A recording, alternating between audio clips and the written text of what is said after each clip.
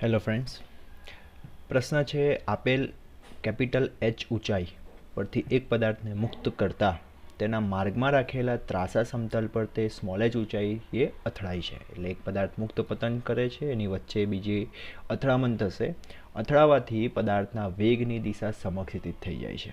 એટલે પછી વેગ નીચેની તરફ નથી, સમક્ષિત થઈ જાય છે. ગુણોત્તર સ્મોલ એચના છેદમાં કેપિટલ એચના કયા મૂલ્ય માટે પદાર્થ જમીન પર પહોંચવા મહત્તમ સમય લેશે? તો આપણે આમાં સમયની ગણતરી કરવાની છે અને સમયને મહત્તમ બનાવવાનો છે. પૂછ્યું છે ગુણોત્તરનું મૂલ્ય. તો સૌથી પહેલાં ચિત્રની વાત કરીએ તો એક પદાર્થ કે જે જમીનથી કેપિટલ એચ ઊંચાઈએથી મુક્ત થાય છે, એની ઊંચાઈ કેપિટલ એચ.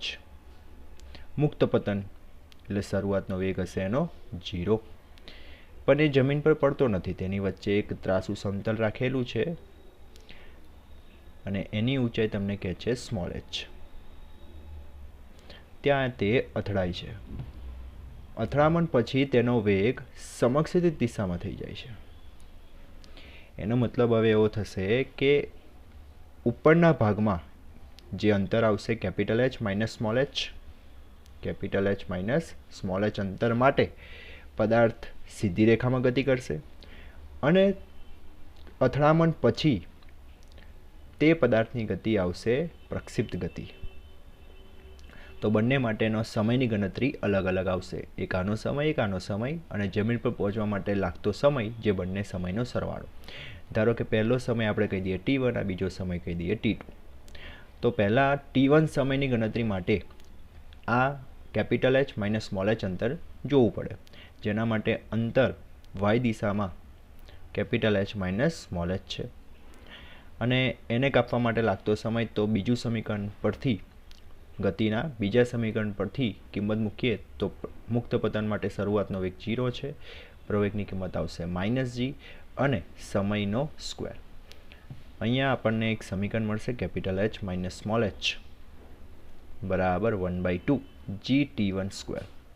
આના પરથી જો T1ને સૂત્રનો કરતા બનાવી દઈએ તો T1 બરાબર મળી જશે 2 કૌંસમાં capital H minus small H ના છેદમાં G નું વર્ગમૂળ. હવે જો બીજો સમય પ્રક્ષિપ્ત ગતિ માટે, હવે એ પ્રક્ષિપ્ત ગતિ માટેનો સમય ગણવો છે તો ઊંચાઈ આવશે સ્મોલ એચ અને વેગ થઈ ગયો તો સમક્ષિત દિશામાં, તો સિરોલમ દિશા માટેનો શરૂઆતનો વેગ 0 આવશે. તો હવે પ્રક્ષિપ્ત ગતિની વાત આવશે કે જેમાં v0y 0 લેવાશે. વાય દિશામાં શરૂઆતનો વેગ 0, અંતર આવશે h જેટલું નીચેની તરફ. તો ફરી પાછું એ જ સમીકરણ જેમાં ડેલ્ટા એક્સની કિંમત આવી જશે -h બરાબર શરૂઆતનો વેગ 0, પ્રવેગ ગુરુત્વ પ્રવેગ જ લાગવાનો છે અને એના માટેનો સમય આવશે બીજો. આના પરથી આપણને T2 મળશે 2 સ્મોલ એચ ના છેદમાં G નું વર્ગમૂળ. ઓકે, હવે કુલ સમય જે આવશે આ બંનેનો સરવાળો આવશે અને તે સમયને આપણે મહત્તમ બનાવવાનો છે. હવે કોઈ પણ રાશિને મહત્તમ કે ન્યૂનતમ બનાવવી હોય તો તેનું વિકલન 0 થવું જોઈએ. તો કુલ જે સમય આવશે સ્મોલ t બરાબર બંનેનો સરવાળો જે લખીએ તેમાં આવું તમે જોઈ શકો છો, 2/g વર્ગમૂળમાં કોમન થઈ જશે અને પહેલા સમયમાં રહેશે કેપિટલ એચ માઇનસ સ્મોલ એચનું વર્ગમૂળ અને બીજા સમયમાં રહેશે સ્મોલ એચનું વર્ગમૂળ.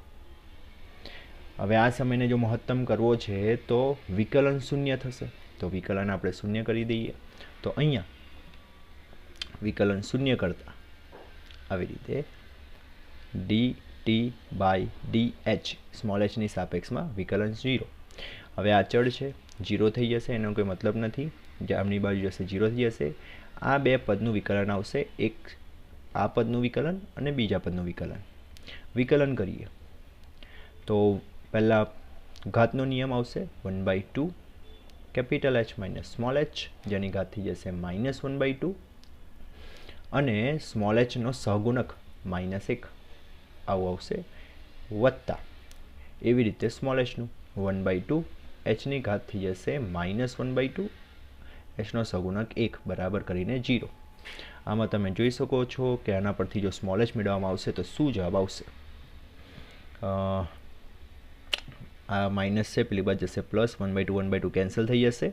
તો આવું મળશે આપણને સ્મોલ એચ બરાબર capital H minus small H. એના પરથી સ્મોલ એચના છેદમાં કેપિટલ એચનો જવાબ 1/2 મળશે. અને આ જ વસ્તુ તમને માગેલી છે. સમય નથી શોધવાનો, તમારે ખાલી આ ગુણોત્તરનું મૂલ્ય જણાવવાનું હતું. તો એનો જવાબ આવશે 1/2. Thank you.